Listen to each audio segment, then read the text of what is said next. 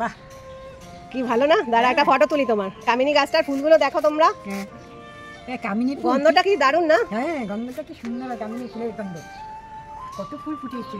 হ্যাঁ, হ্যাঁ, ভীষণ সুন্দর। গাছা।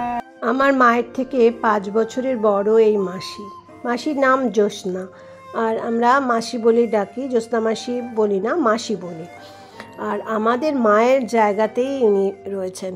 সমস্ত আমাদের বিয়ের সময় বা সমস্ত কাজে ইনি মায়ের মতোই একদম পাশে ছিলেন। আজকে বাড়িতে এসছেন, 2-3 দিন থাকবেন, আর আমার বাগানে এসে ভীষণ খুশি হয়ে গেছেন।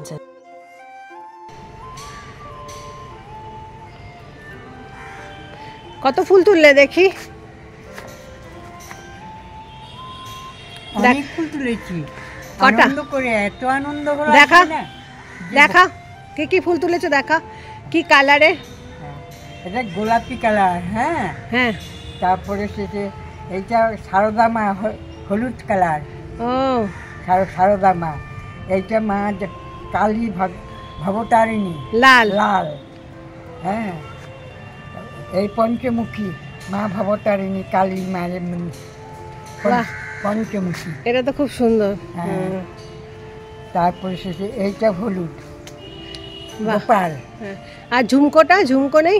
হ্যাঁ আছে, ঝুমকো একটা তুলেছো তো? এই দেখ না, ঝুমকোটা।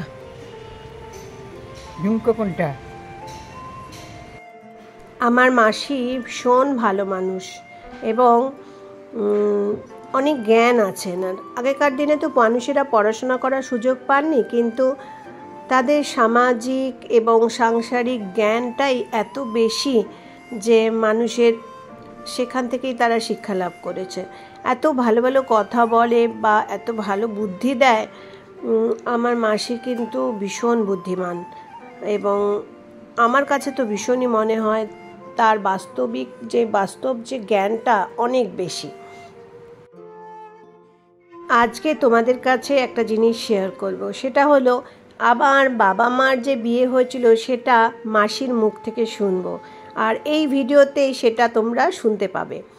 আমার বাবা আসলে ঠাকুমার অমতে বিয়ে করেছিলেন, আর সেই জন্য ঠাকুমা এবং পিসি এবং কাকা ছিল বাড়িতে তখন।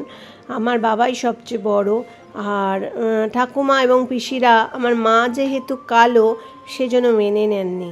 তো সেই জন্য আমার মায়ের মনে সারা জীবন একটু কষ্ট ছিল, কিন্তু আমার মাকেই কিন্তু আমার ঠাকুমা পরবর্তীকালে মায়ের ব্যবহারে সবচেয়ে ভালোবাসতে শুরু করেন এবং মা ছাড়া তিনি বুঝতেনই না কিছু। বয়স্ক যখন হয়েছিলেন তখন আমার মার সাথে সাথেই থাকতেন এবং মা কোয়ার্টারে তাকে নিয়ে এসেছিলেন এবং শেষ জীবনটা মার সাথেই ছিল।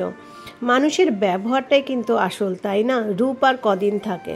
আমার বাবা কিন্তু ভীষণ সুন্দর দেখতে ছিলেন, কিন্তু আমার মাকে কোনোদিনই খারাপ ব্যবহার করা বা খারাপ আচরণ করেননি। আমার বাগানে কামিনী ফুলগুলো খুব সুন্দর হয়েছে, আর মাসি এসছে তখনই এই ফুলগুলো ফুটেছে, আর মাসিও খুব খুশি হয়ে গেছে। আচ্ছা মাসি, আমার বাবা মার বিয়ের গল্পটা বলো তো, কি করে বিয়ে করেছিল ওরা? আচ্ছা শুনিনি। হ্যাঁ, আমার ভাসুর বাংলাদেশ থেকে আসছে আমার বিয়ের পরে। হ্যাঁ, আমাকে দেখতে। হ্যাঁ, তোমাকে দেখতে মানে তোমার আমার বিয়ের সময় ছিল না তো, তার বিয়ের পরে আর কি আসছে ভাইয়ের বউকে দেখতে। হ্যাঁ, তারপর সেটা ভাই আমাকে নিয়ে কৃষ্ণনগরে মেজ ভাসুরের বাড়িতে বেড়াতে গেছি। আমার শাশুড়ি, আমি, আমার ছোট বোন ভাসুর। ছোট বোন না, নাম ধরে মানে আমার মা তোমার সাথে গেছে। কৃষ্ণা, ছোট বোন কৃষ্ণা। আমার ছোট বোন কৃষ্ণা নিয়ে আমাদেরকে কৃষ্ণনগরে গেলাম বেড়াতে। আচ্ছা আমি একটু বলে নি, আমার মার নাম হচ্ছে কৃষ্ণা, আর মাসির ছোট বোন, মাসির থেকে একটু ছোট, তো বোনকে নিয়ে শ্বশুর বাড়িতে বেড়াতে গেছে, মানে এক ভাসুরের বাড়িতে বেড়াতে গেছে কৃষ্ণনগরে, আমার বাবার গ্রামে, গোবরাপোতা। বাবা তখন ওই ক্লাবে, আমার ভাসুরের যে ক্লাব আছে, ক্লাবে ওরা সবাই কাজ করতো। হ্যাঁ, কাজ করতো দেশের স্বাধীনতা দিবসে। হ্যাঁ, ওইখানে যাওয়ার পরে আমাদের সাথে ওদের আলাপ হয় অনেক বন্ধু বান্ধবের সাথে। মেয়েদারটা মানে ছাত্র ওরা, ওরা সব ছাত্র। মানে আমার বাবা তোমার ভাসুরের ছাত্র ছিল, আর ওখানে ওই ক্লাবে ওরা পড়াশোনা করানো, পার্টি করানো, এই ক্লাবটা ছিল, তারপরে কোঅপারেটিভ ছিল একটা, রিফিউজি এদের খাবার দাবার দেওয়া, সেইসব দিতে, সেবা করা, হ্যাঁ, লেখাপড়া শেখানো, এইসব ওরা করতো আর কি। তা আমরা ওখানে বেড়াতে গেছি কয়েকদিনের জন্য। যাওয়ার পরে আমাদের সাথে তো ওদের আলাপ করে দিয়েছে ভাসুর, ওরাও আমাদের বৌদি বৌদি বলতো। আর আমার বোনকে দেখে সবাই দেখছে, ওর যে আবার ওর ভালো লাগছে ওইটা তো আমরা বুঝতে পারি না। আর বাবা, হ্যাঁ, ও আমার ছোট বোন কিন্তু ওকে খুব একটাই করে নেয়, পছন্দ হয়, সবার সাথেই কথা বলছে, ওর সাথেও কথা বলছে। হ্যাঁ, তা যাই হোক, আমরা কিছু মানে আমার মায়ের পছন্দ হয়নি অত, মানে না, নবদ্বীপ মা কিন্তু অতটা পছন্দ করে না। নবদ্বীপে আমরা ঘুরতে গেছি, হ্যাঁ, ঘুরে টুরে এসছি, তারপরেও আমরা রয়েছি 7 দিন 8 দিনের মতো ছিলাম। তার মধ্যে ওর কৃষ্ণারে দেখে ভালো লাগছে। তারপরে আমাদের গিয়ে ওদের বাড়ি ঘুরে নিয়ে আসছে, ওদের বাড়িতে। তখন তো কত জমি জমা। হ্যাঁ, তখন পার্টির ছেলেদের ব্যাপারে আমরা সব জায়গায় অনেকের বাড়িতেই গেছি, গিয়ে ঘুরে, কৃষ্ণনগরে গিয়ে ঘুরে টুরে আসছি, খুব ভালো লাগছে। খাওয়া দাওয়া, কারোর বাড়ি ভাত খাইয়েছে, কারোর বাড়ি চা মিষ্টি খাইয়েছে, কারোর বাড়ি এই যে ফল। আমাদের বাড়িতে গিয়ে কি খেয়েছিলে? তোমাদের বাড়ি ডাব খাইয়েছে। ও, ঠাকুমা ছিল?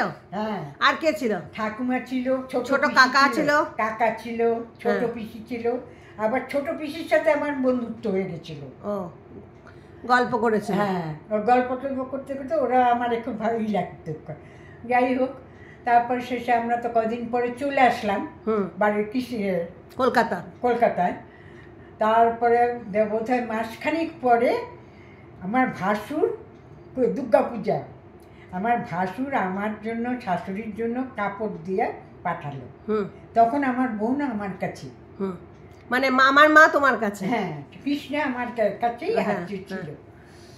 তখন আসছে, ও আইসে ওইখানে আমাদের সাথে দেখা খাওয়া দাওয়া করছে, গল্প টল্প করছে।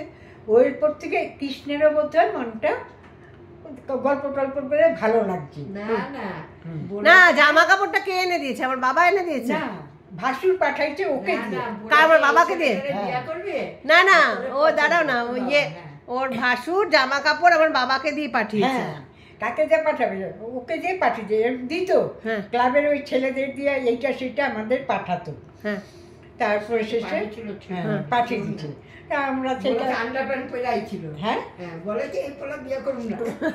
তারপরে আমার কাপড় পাঠিয়েছে, ঠাকুমার কাপড় পাঠিয়েছে, এই দুজনেরই। যাই হোক গেছে, তারপরে তো ও পরের দিন চলে গেছে, দিয়ে পরের দিন চলে গেছে কলকাতায়। ওদের কেউ আত্মীয় নেই তো। দাঁড়া, আয়ুষ ফোন করছে। ও একদিন আমাকে বললো, পরে বেশ আবার কিছুদিন পরে আবার আসছে। হ্যাঁ, ও মাঝে সাঝে আমার বাড়িতে, ও মাঝে সাঝে আসতো আমাদের এখানে, জগদীশ আসতো। তা আমার সাথে গল্প করতেই করতো। ও আর বলতে পারে না আমাকে যে আর তোমার বোন।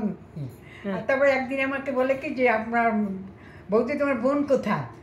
তা আমি বললাম আমি মেজ বোনের ওখানে থাকি, আছি ওইখান থেকে পড়াশোনা করতো, মেজ বোনের ওখানে আছে। তারপরে শেষে কোথায় সেটা আমি বললাম যে দমদম, তো সিআইডি বিল্ডিং। আমার কথায় গল্প করতে করতে ও আমার থেকে জেনে নিচ্ছে। ও করলো কি ঠিক ওইখানে গিয়ে হাজির গেছে। তারপর সে গেছে, কৃষ্ণা তো চিনছি, মেজদিশানা চেনে না, কৃষ্ণা চিনছে, যে ও বাচ্চি ও আসলো কি করে। তা আমাকে বলছিল একদিন যে এরকম বিয়ের কথা।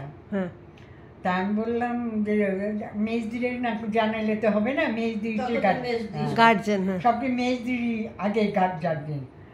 তারপর শেষে ঠিক আছে আমি মেজদির কথা বলবো, তারপরে তোমাকে জানাবো, আবার তুমি আসবে যখন।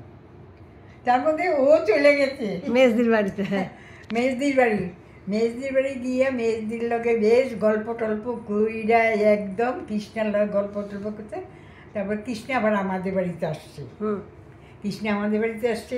ওরে নিয়ে গেছে দক্ষিণেশ্বরে, বুঝলি তো।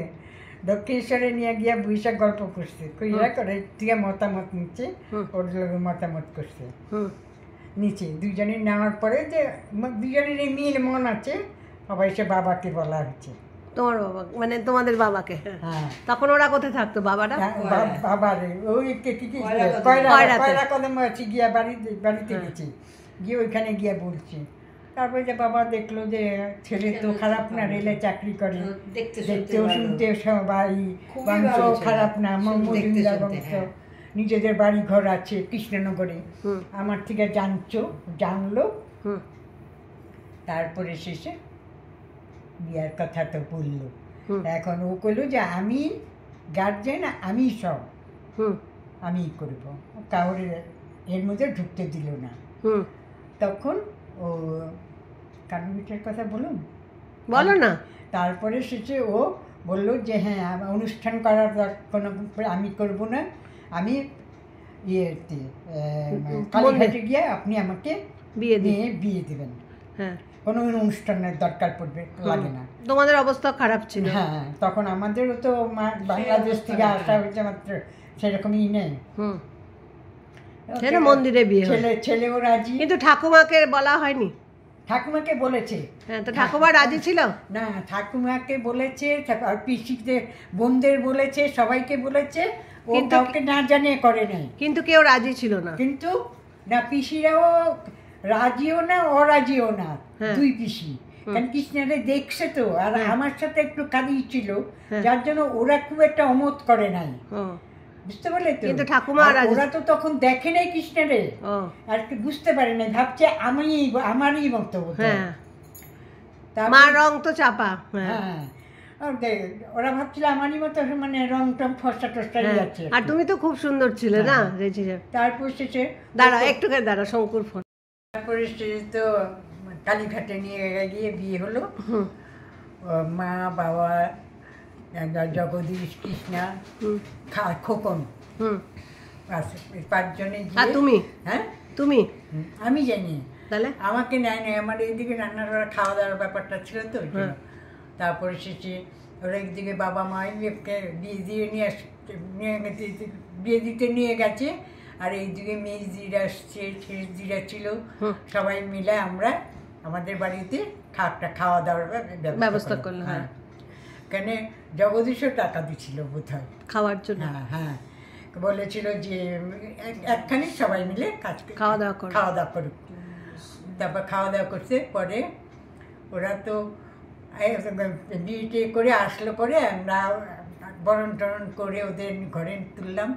তারপর যা নিয়ম করার সেসব করে টোরে ওদের আমাদের দুটো ঘর, একটা ঘরে আমরা, আরেকটা ঘরে ওদের শুতে দিলাম পাশের ঘরে। ও না সেদিন দেই নেই, সেদিন কাল রাত্রে ওদের দেবো না, আমরা বললাম যে কৃষ্ণ আমাদের সঙ্গে শোবে, তুমি আলাদা ওখানে শোবে। তাই শুলো। তারপর কৃষ্ণাকে বলেছে, বলবো ওই কথা? তা কৃষ্ণাকে বলছে যে, আমাকে বলছে, কৃষ্ণাকে না আমাকে বলছে, বৌদি না, যখন জ্যোৎস্না করে ডাকতো আমার কয়েকে, আর আমি তোমরা ই করুম না, বৌদি বলুম না। তারপর শেষে আমার বোনের মতো আর কি নাম ধরে ডাকবো, বন্ধুর মতো তো। হ্যাঁ বোনের মতো। আমি বললাম যে ঠিক আছে নাম ধরেই ডাকিস, আমাদের তো ভাই নেই, ভাইয়ের মতোই আমি তোকে দেখবো। তারপর কাকি দেখ তুই কিন্তু আমার আলাদা শুতে দিলি, হ্যাঁ রাত্রিবেলা যখন কাজে যেটা টান দিব টের পাবি না কিন্তু। আর সবাই মিলে কি হাসি করলাম। তারপরে খাওয়া দাওয়া হলো রাত্রিবেলা, খাওয়া দাওয়া করে যার যার মধ্যে শুয়ে গেলাম। পরের দিন ভোরবেলা উঠে চলে গেল। হ্যাঁ খাওয়া দাওয়া করে ওরা কৃষ্ণনগরে চলে গেল, আর আমাদের এখান থেকে ওরা মেজদি বাড়ি চলে গেল, সেই বাড়ি চলে গেল। তারপর ঠাকুমা মেনে নিয়েছিল?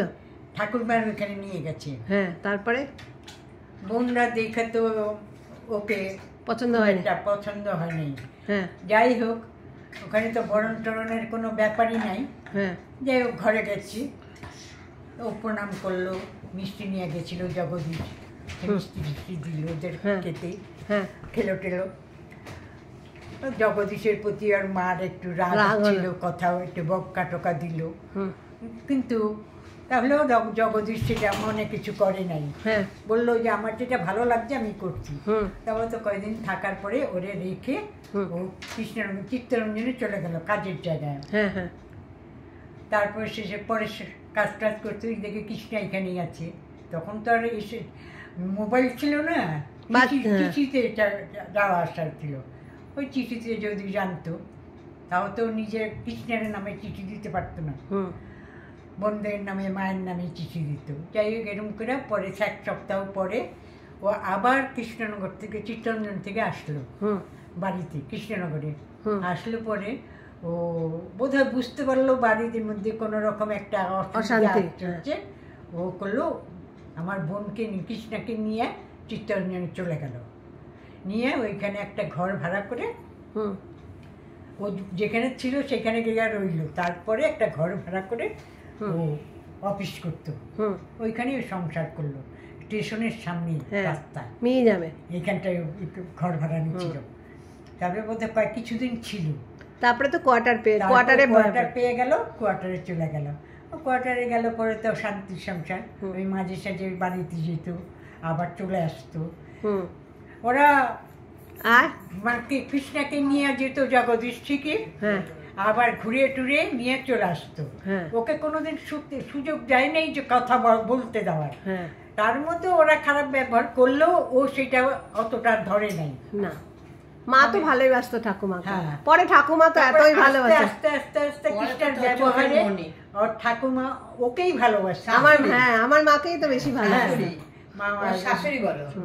বড় বউকেই ভালোবাসতো, বড় বউকেই ভালোবাসতো, মেয়েদের চেয়েও ভালোবাসতো একদম। তারপরে তো বহুদিন ওর শাশুড়ি একা ছিল, আর ও চিত্তরঞ্জনে ছিল, ওর 2 মেয়ে হলো। আবার তারপরে ওর 2 মেয়ে হলো, তারপর মাইমি, তারপর মনা। আমার মা ওদের সময় বাচ্চা হওয়ার সময় গিয়ে থাকতো, যে তারপর ওরা যখন একটু বড় হলো আবার চলে আসতো মা। এইরকম করে ওদের মানে সংসার কাটতে ঘুরতে আসতো, আমাদের ছুটি ছাটাতে আমাদের বাড়িতেও আসতো, আবার দমদমেও যেতাম, তোমাদের ওখানেও যেতাম, আবার ইয়েতেও যেতাম, কি বলে কৃষ্ণনগরেও যেতাম। কৃষ্ণনগরে চলে যেত, আবার কৃষ্ণনগর থেকে যেত। এই আস্তে আস্তে মেয়েরাও বড় হলো, ওদেরও আস্তে আস্তে সংসার গুছিয়ে নিল। তারপর মেয়েদের বোনেরও বিয়ে হয়ে গেল, 2 বোনও বিবাহিত ছিল, 2 বোনেরও বিয়ে হয়ে গেল। পিসিদের, জগদীশের 2 বোন, 2 বোন আমাদের পিসি, তোদের পিসি কবি না, আমি বলছি ননদের 2 ননদের বিয়ে হলো। কৃষ্ণাই কিন্তু সব কাজকর্ম করেছে, ননদের বিয়ে, একটা পুতুল একটা মায়া। তারপরে সে আস্তে আস্তে ওরাও মোটামুটি ভালোবাসতো, আবার ইয়েও করতো, খারাপ করতো না। যাই হোক এইভাবেই সংসার চলছে। মেয়েরা যখন বড় হতো আমাদের কাছেও আসতো, আমরাও যেতাম চিত্তরঞ্জনে আমার বোনের বাড়িতে, খুব আনন্দেই তখন চলছি। এই করতে করতেই তো এখন বয়স হয়ে গেছে, 80 বছরে করেছি। আমারও সংসার অনেক ওলট পালট হয়ে গেছে। বোনও এখন আছে, ভগ্নিপতিও আছে, জগদীশও আছে, 2 মেয়ে সংসার, মেয়ে মা বাবাকে দেখে আনন্দ করেই আছি। নাতি হয়েছে, নাতনি হয়েছে, তাদের ঘরে নাতনির ঘরে পুতি হয়েছে, আবার ছোট মেয়ের ঘরে নাতি নাতবু এসছে, মানে ভরা সংসার। তারাও খুব ভালো আছে, 2 জনেই চাকরি করে, ব্যাঙ্গালোরে থাকে। এই একটু আগেই ফোন করেছিল, কথা বললাম আমরা, ওর মা কথা বললো, আমরা কথা বললাম, দিদারা। এই করে আমরা এখন খুব ভালোই আছি মোটামুটি। আমরা প্রত্যেকটা ফ্যামিলি মিলেমিশে ভালোই আছি, সবাই লোকে সবাই মিলমিশ আছি, আনন্দে আছি। আমরা আশা করি যেন এইরকম আনন্দ করে সবাই থাকে এবং ভালো থাকে, ভালোবাসা সবার মধ্যেই থাকে। এই যে আমার বাবা যে নিজে বিয়ে করেছে, সারা জীবন কিন্তু ফ্যামিলি ছাড়া যে বিয়ে করেছে, হাতটা কিন্তু ছাড়েনি। আমার বাবা তো খুবই সুন্দর ছিল, কিন্তু মা তো অতটা খুবই সুন্দর ছিল, কিন্তু আমার মা তো দেখতে অতটা সুন্দর ছিল না বাবার তুলনায়। কিন্তু বাবা মাকে কিন্তু দেখানি খোটা কোনোদিন দেয়নি, তাই না? হ্যাঁ, ওদের গায়ের রংটা একটু ময়লা ছিল বলে ওর শ্বশুর শাশুড়ি ননদের একটু আপত্তি ছিল। পরে তো আমার ঠাকুমা খুব ভালোবাসতো, আর বাবাও কোনোদিন বলেনি মানে না। কিন্তু ওর মেজো কাকাই তো কালো ছিল। হ্যাঁ, তাকে তো ফালেনি না। ছোট কাকা কালো ছিল, তাকে তো ফালেনি। হ্যাঁ, ওটা তো নিজে কি করবো, কাজেই আসলে বাবা খুব সুন্দর ছিল তো, বড় ছেলের বউ হবে সুন্দর। কারণ আমার কাকিমার খুব সুন্দরী এনেছিল তো, ওই জন্য।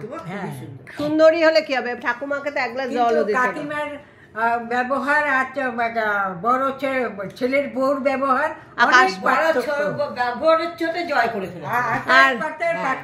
কাকিমাকে তো দেখেছো চোখে জয় করে ফেলেছিল। কাকিমা দেখতে সুন্দর হলে কি ঠাকুমাকে এক গ্লাস জল পর্যন্ত দেয়নি, তাই না? বললাম আমার মাসির ছোট ভাইয়ের বউ কোনোদিন করেনি, কিন্তু লাস্টে কৃষ্ণাই গিয়ে থাকতো। আমার মার কাছেই তো লাস্টে ছিল, শাশুড়িকে নিয়ে থাকতো।